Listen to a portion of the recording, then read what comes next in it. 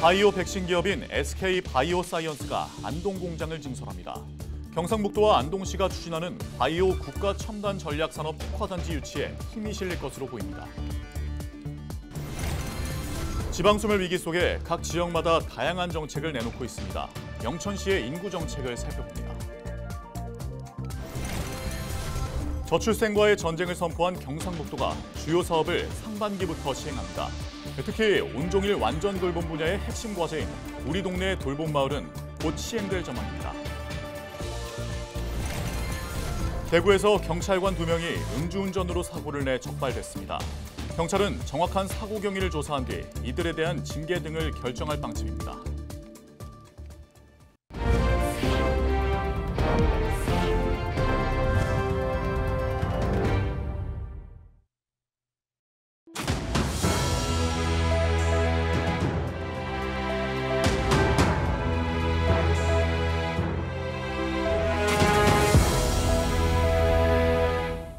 시청자 여러분 안녕하십니까? 헬로티비 대구 경북 뉴스입니다. 경북 안동에 차세대 폐렴구균 백신 생산을 위한 기반이 조성됩니다. SK 바이오사이언스가 현재 개발 중인 폐렴구균 백신의 상업화를 위해 안동 공장을 증설하기로 했는데요. 경상북도와 안동시가 추진하는 바이오 국가 첨단 전략 산업 특화단지 유치에도 힘이 실릴 것으로 보입니다. 이하영 기자가 보도합니다. 국내 1호 코로나19 백신을 생산한 SK 바이오사이언스가 안동 공장을 증설합니다. 글로벌 제약사인 사노피와 공동 개발 중인 차세대 폐렴구균 백신을 생산하기 위해 기존 부지에 4,200제곱미터 규모의 신규 생산 시설을 증축하기로 했습니다. 여기서 만든 폐렴구균 백신은 미국을 비롯한 전 세계 선진국으로 수출되기 때문에 품질 또한 규모뿐만 아니라 품질 또한 전 세계에서 최고 수준으로 인정받는 그런 의미가 있다, 이렇게 말씀드릴 수 있겠습니다.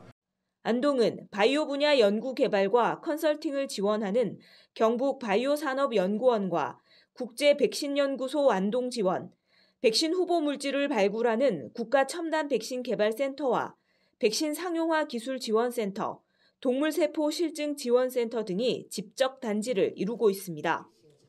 안동시는 이번 백신 공장 증설과 함께 차세대 폐렴구균 백신이 생산되면 지역의 백신 산업 발전에도 새로운 동력이 될 것으로 기대하고 있습니다. 연구개발, 비임상, 임상, 상용화까지 전주기 시스템이 완전히 가동되어서 앞으로 안동의 백신이 국제사회로 진출하는 데 한 걸음 앞당길 수 있다고 생각합니다. 경상북도는 이 같은 안동의 생산 실증 기반과 포항의 연구개발 역량을 연계한 산업 생태계를 조성해 바이오 분야 국가 첨단 전략 산업 특화 단지를 유치한다는 계획입니다.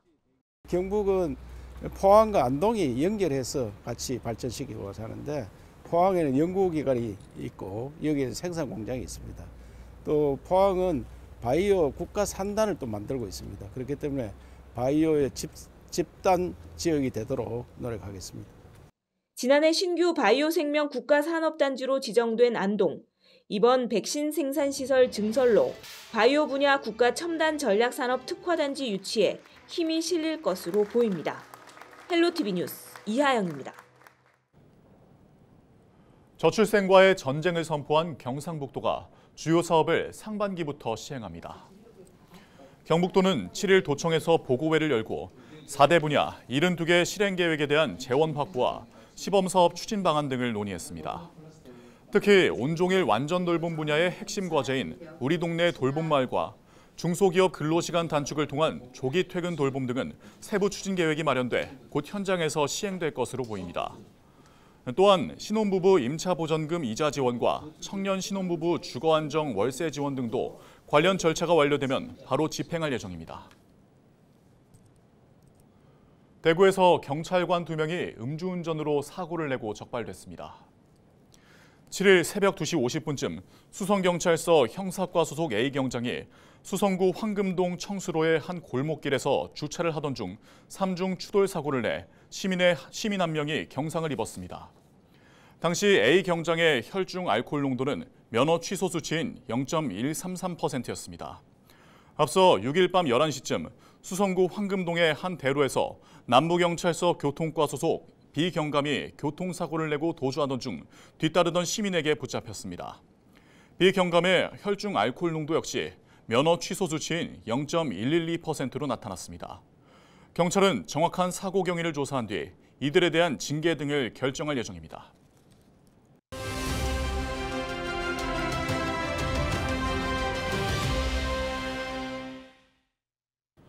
지방소멸 위기 속에 각 지역마다 다양한 정책을 내놓고 있는데요.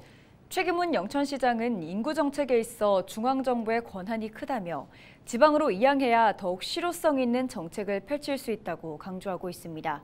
최기문 영천시장 연결해서 자세한 이야기 나눠보겠습니다. 시장님, 먼저 인구 감소 위기에 대응하는 영천시의 정책부터 소개해 주시죠. 지방 소멸의 가장 큰 원인은 청년 인구의 유출입니다. 그래서 영천시에서는 청년 맞춤형 정책을 다양하게 시행하고 있습니다. 청년 근로자 근속장려금, 임차료 지원, 창업 정착 지원, 청년 후계농 영농 정착 지원 등을 통해서 청년들의 기반 마련에 최선을 다하고 있습니다. 올해 새롭게 추진하는 청년 창업 특화거리 조성 사업과 4월 개소 예정인 청년 창업 지원센터는 창업을 유기적으로 돕는 네트워크를 형성해 지역에 새로운 활력을 불어넣을 것으로 기대하고 있습니다. 일자리를 늘리는 데는 무엇보다도 기업이 들어와야 하는데요. 지난해 화신과 로젠 기업을 유치한 영천 하이테크 파크 지구를 비롯해 금호, 대창, 고경 남부에 조성 중인 일반 산업단지들의 알짜 기업을 유치해 양질의 일자리가 많이 창출되도록 노력하겠습니다. 이외에도 결혼 장려금과 전세대출 이자 지원, 출산, 양육 지원금 등으로 청년 부부의 정착과 아이 낳고 키우기 좋은 여건 조성에 힘쓰고 있습니다. 네, 현재 청년 맞춤형 정책을 시행하고 계시죠. 그간의 성과도 한번 짚어주시죠. 예, 출산 친화적 분위기 조성과 인프라 조성을 위해 다양한 정책을 시행한 결과 합계 출산율 2021년, 2022년 연속 전국 시구 단위 1위를 기록하는 등 최상위권을 계속 유지하고 있습니다. 통계청 자료를 보면 2023년 경북 인구 감소율이 4.6%에 반해서 영천은 1.4%로 도내에서 가장 낮게 나타났습니다. 2040년까지의 장래 추계 인구도 2024년보다 6,400명 증가로 인구 증가 전망이 매우 높은 것으로 나타났습니다. 하지만 매년 사망자 수가 출생아 수보다 많은 인구 데드크로스 현상이 지속되고 있어서 인구 10만을 유지하는 것조차 쉽지 않는 현실입니다. 앞으로 더 실효성 있는 정책을 발굴하도록 지역사회와 함께 고민하겠습니다. 네, 이렇게 안간힘을 쓰고 있지만 인구 정책에 있어 지방정부의 한계가 있다고 말씀하셨죠. 인구 정책에 있어서 아쉬운 점이나 또 개선 방향에 대해서도 말씀해 주시죠. 지방 인구의 자연적 감소도 문제지만 인구 유출로 인한 사회적 감소가 더 크게 나타나고 있고 현금성 출산 지원이 주를 이루는 기존의 인구 정책으로는 지방 소멸 문제에 대응하기 어렵다는 것이 확인되고 있습니다. 청년들은 일자리, 주택, 자녀교육 등 안정된 생활이 보장될 때 결혼을 하고 아이를 낳아 가정을 꾸리는 그런 꿈을 그려가게 됩니다. 그래서 우리 영천시에서는 신혼부부 임대아파트 지원이나 대학 등록금 지원 같은 정책을 추진하려 했습니다만 정부의 규제와 재정적 한계라는 벽에 부딪혀 있습니다. 첫아이 출산 장려금도 현재 300만 원에서 1000만 원으로 인상하고자 했으나 보건복지부에 막혀서 추진을 못하고 있습니다. 지방 소멸의 심각성을 지방정부가 가장 절실하게 느끼고 있으나 권한과 재원은 중앙정부의 많은 부분 기댈 수밖에 없어서 정말 안타깝습니다. 지방자치단체가 지방소멸에 효과적으로 대응하기 위해서는 실질적 재정 권한과 자주재원의 기반이 강화되어야 한다고 생각을 합니다. 네, 말씀처럼 지방정부의 한계를 넘어 시민들이 체감할 수 있는 인구정책 기대하도록 하겠습니다. 지금까지 최기문 영천시장과 함께했습니다.